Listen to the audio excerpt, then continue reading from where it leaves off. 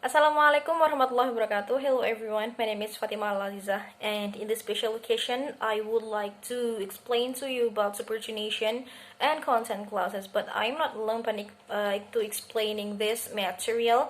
I'm together with my group. My team consists of 4 people. There are me, Fatima Alaziza, Michael Fadlan, Safira, and Harsanda Julianingsih. As the first speaker, I would like to bring you to the first chapter, which is subordinate clause. Let's get to the video.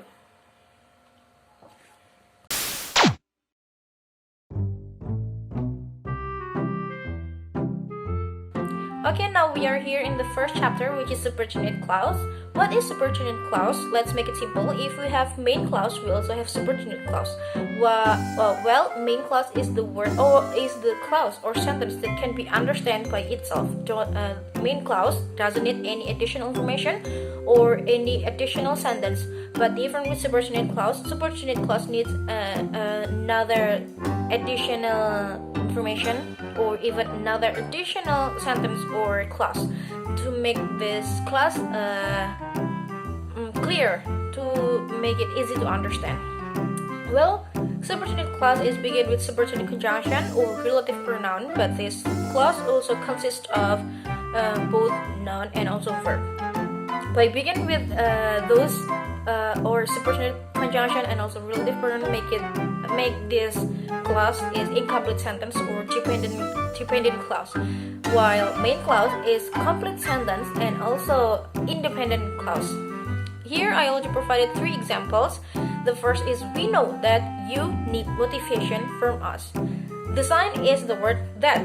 The word that is subordinate conjunction. This make it easy.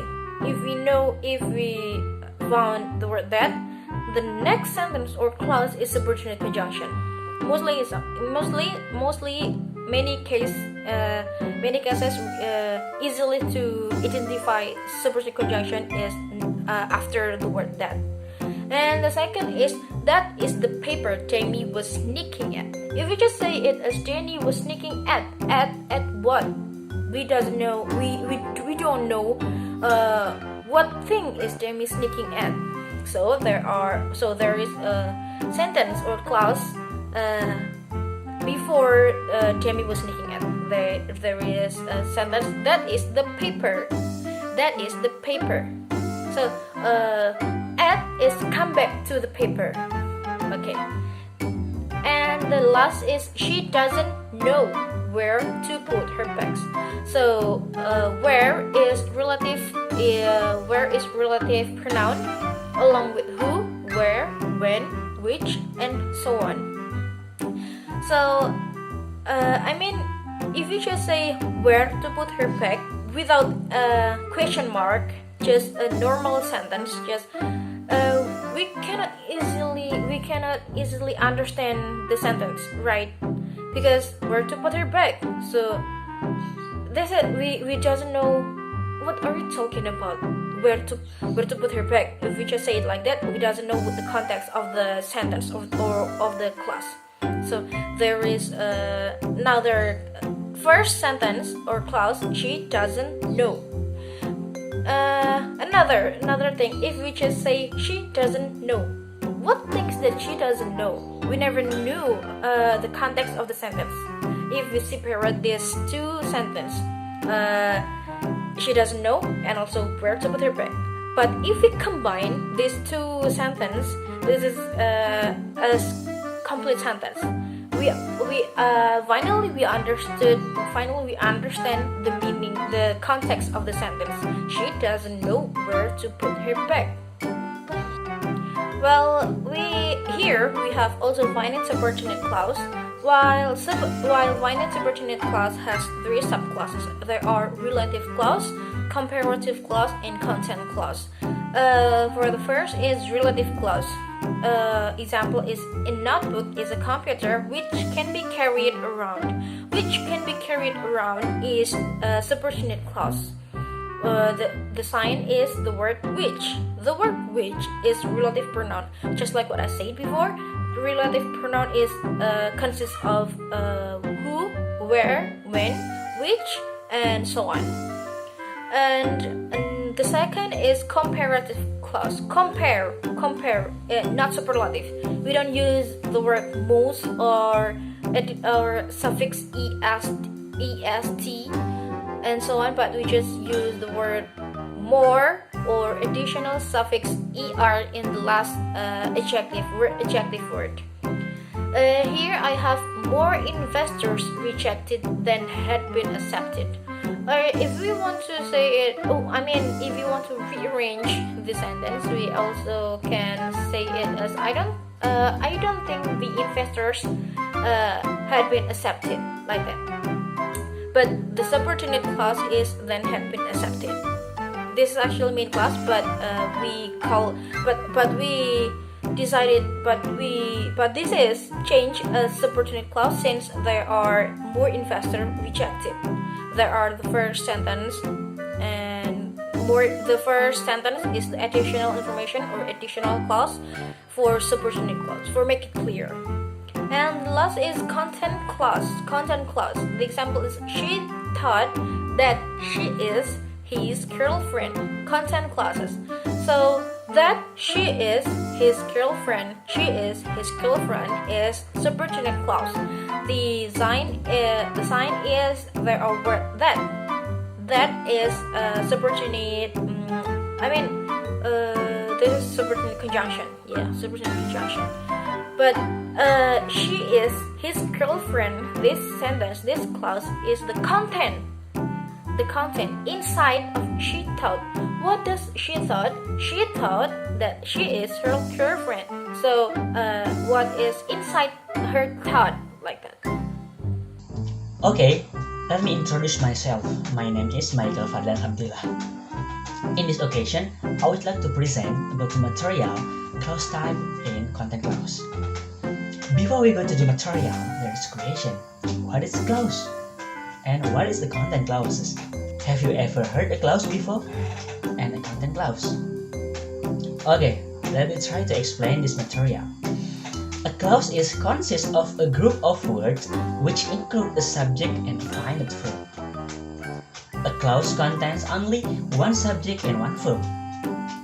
The subject of a clause can be mentioned or hidden, but the verb must be apparent and distinguishable. Or simply, it has a subject and verb combination, and it has a complete meaning by itself, so we can consider simple sentence as a clause. And how about content clause? Content clause is a subordinate clause that provide content implied or commented upon by its main clause. The underlying is main clause. And the term was coined by Orius person. There are two main kinds of content clauses. The first one is declarative content clauses, which correspond to declarative sentences. The second one is interrogative content clauses, which correspond to. Okay, next. In this part, we will talk about definition of clause type and content clause. As you can see in the video, we can look at the definition of content clause and clause type. As I said before, a clause is a group of words containing a subject and predicate and functioning as a member of a complex or compound sentence. And clause type is a kind of a group of words. Do you get the point what I mean? Simply like this. A clause is a group of words containing or it has subject and verb combination or predicate. Whereas a clause type is a kind of a group of words. Like that. Okay, next. Let's start with an independent clause. What is it? An independent clause, as the name suggests, is a clause which is not depending on anything and gives a complete idea. It gives a complete meaning, and that is why we call it an independent clause. And remember guys, the independent clause is a sentence. Independent clause is a sentence and that not depend on any. Okay, let's take some example. I feel amazing. This is independent clause. And how we can say that? because this is complete idea. This not depend on any. The subject is I, the verb is feel. You get the point? Right. Okay. So guys, when we talk about an independent clause, just need to remember two things. The first, they give complete idea. They're not dependent on anything. And the second one is they are complete sentence as well. So, since we have understood what is an independent clause, let's move to a dependent clause. A dependent clause is totally opposite to an independent clause. As the name suggests, it is dependent on something. What does it depend on? It depends on an independent clause. It's a clause that does not give a complete idea. It is a clause that does not make complete sense, and that's why we call it a dependent clause. Because it depends on something. And remember guys, a dependent clause, it depends on something. Okay, I think enough for the explanation about clause type, and now let's move to content clause. Content clause is a subordinate clause that provides content implied or commented upon by its main clause. An independent clause, or as we know the main clause, is a clause that can stand by itself as a simple sentence. An independent clause contains a subject and predicate and makes sense by itself. Okay, the system of clause type described for main clauses. They are declarative, interrogative, and exclamative. Applies also to content clauses, except that imperatives are normally restricted to main clauses. And now we illustrate main clause and content clause. The first one is declarative. As we know, declarative are simply statements that relay information. A declarative sentence states the fact or an opinion and let the reader know something specific. The example of main clause is she is 7 years old. This is independent clause. And how we can say that? Because this complete idea and this not dependent on any. So we can look at another example. An declarative content clause is he told her that she is 7 years old. Attention please, the underlying of word. This is a content clause, or as we know the subordination clause. It's called a dependent clause. This is can stand by itself, and we can say that he told her is a dependent clause and she is 7 years old is independent clause. And the next example is upon interrogative. Upon interrogatives are generally introduced by a WH phrase containing a WH words such as what, who, when, where, and why or how. The last item does not strictly begin with WH, but is nevertheless part of the same group. These are called open interrogatives because they can have an open-ended set of possible answers. The example: where do you live? This is the example of main clause or independent clause. Where do you live is a complete idea. It's called independent clause. And the second example in content clause, it is tell me where do you live. The subordination clauses of the sentence. So it is called upon interrogative content clauses. There is a subordination clause in the sentence. And the next is closed interrogatives. With closed interrogatives, the set of answer is closed, namely yes or no. Other responses are possible, such as I don't know, but they don't really answer the question. Here the example. The example of main clause, closed interrogatives. Is it cold outside? From the question, you can answer from the question is yes. It represents about the answer, and outside is cold. like that. An example of content clause, it is, I wonder whether is it cold outside, and that sentence is a dependent clause or content clause. It has subordination clauses. Okay, the last is exclamative. Exclamative are used to introduce an exclamation of surprise, admiration, or a similar emotion. Her example of main clause, it is, what's a happy ending? What a happy ending. And the example of content clause is, tell her what a happy ending. We can see the difference about main clause and content clause. Main clause is independent clause and content clause is a dependent clause, or it depends on something, or independent clause it not depend on something. Okay, the next material will be explained by my friend in our group. Next. Okay, first of all, let me introduce myself. My name is Safira Salsabila, and now I want to explain about declarative content clauses. Declarative content clauses is a type of content clause that represents a statement as a noun in a larger sentence. So simply, we can say if declarative content clauses is a noun in the larger sentence. Declarative content clauses have 4 rules. First, the subordinator that. Second, declarative as complement. Third, the mandative construction. And the last is potential ambiguity. The first is subordinator that. The main factor that can distinguish declarative content clauses from their main clause counterparts is the subordinator that. It is sometimes obligatory. For example, that I need is you. So we can see that in front of the I need is you.